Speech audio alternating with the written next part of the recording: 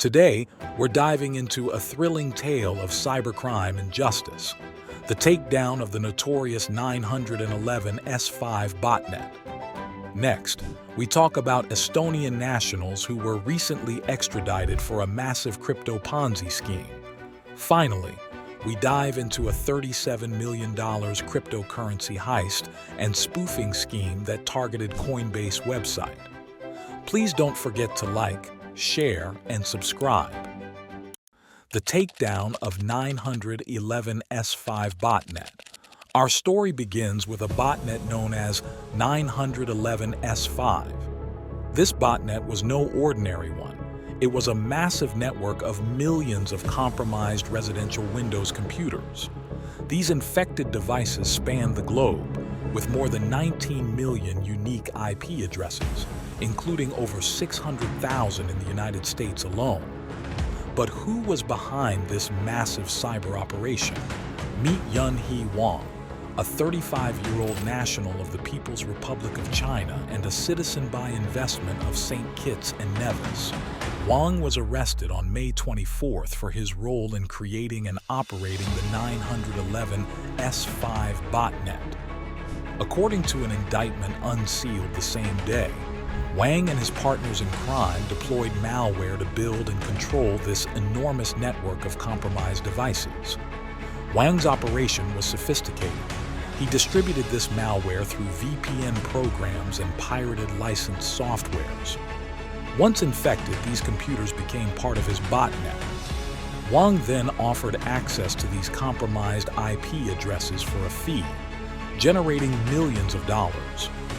The botnet facilitated a range of criminal activities, including financial fraud and identity theft.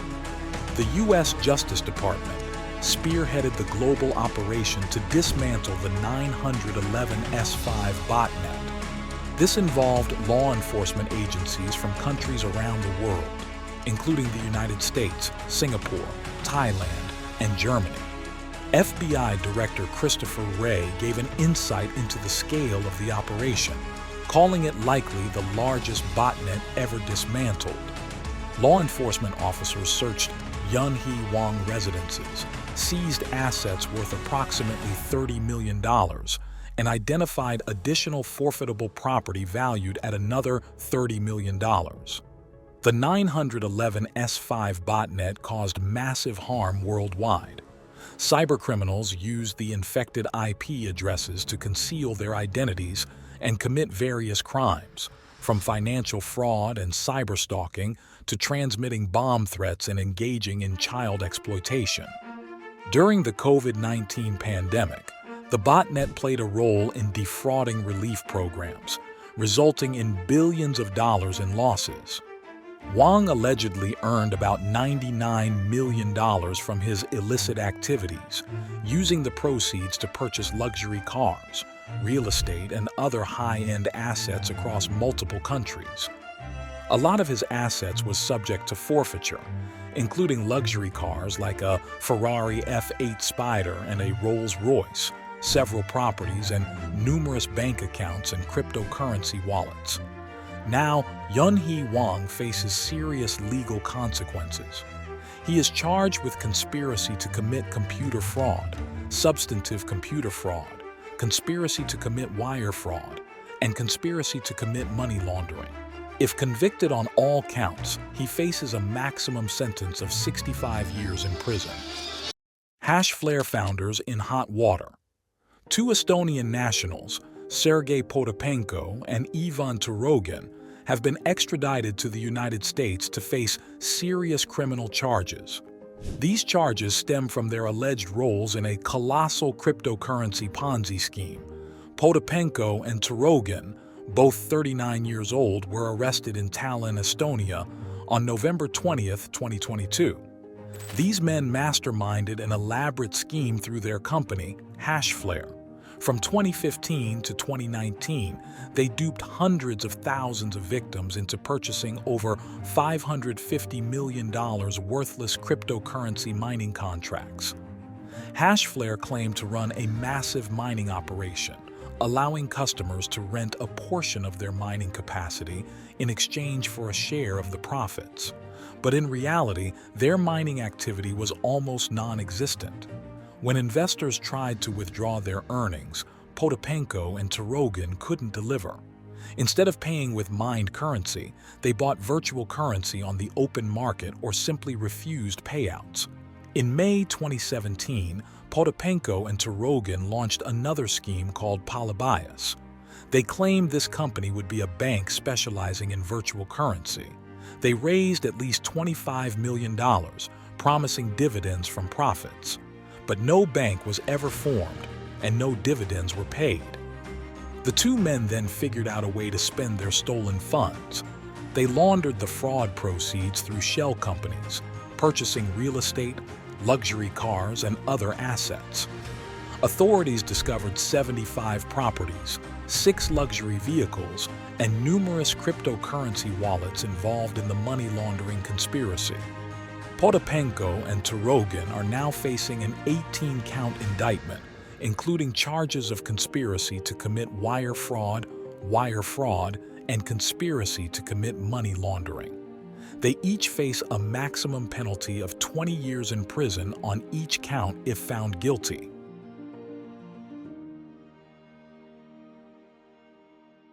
The downfall of a digital thief. In a world where digital currency is king, even the savviest investors can fall victim to cybercriminals. This is the story of Chirag Tomar, a 30-year-old from India who orchestrated one of the largest cryptocurrency heists. Tomar was arrested on December 20, 2023, at the Atlanta airport upon his entry into the United States. Since then, he has remanded in federal custody, facing serious charges for his involvement in a massive crypto fraud that stole over $37 million through a sophisticated spoofing scheme that targeted the popular cryptocurrency exchange, Coinbase. The story begins in June 2021, when Tomar and his criminal partners launched a scheme to steal millions in cryptocurrency from victims across the globe. The operation revolved around spoofing the Coinbase Pro website, a trusted platform for buying, selling, and storing cryptocurrencies. Using a nearly identical fake URL, Coinbase.com, they deceived users into thinking they were logging into the legitimate site. Once users entered their credentials, the fraudsters had access to their real accounts. In some cases, victims were tricked into giving their login details and two-factor authentication codes over the phone to fake customer service representatives.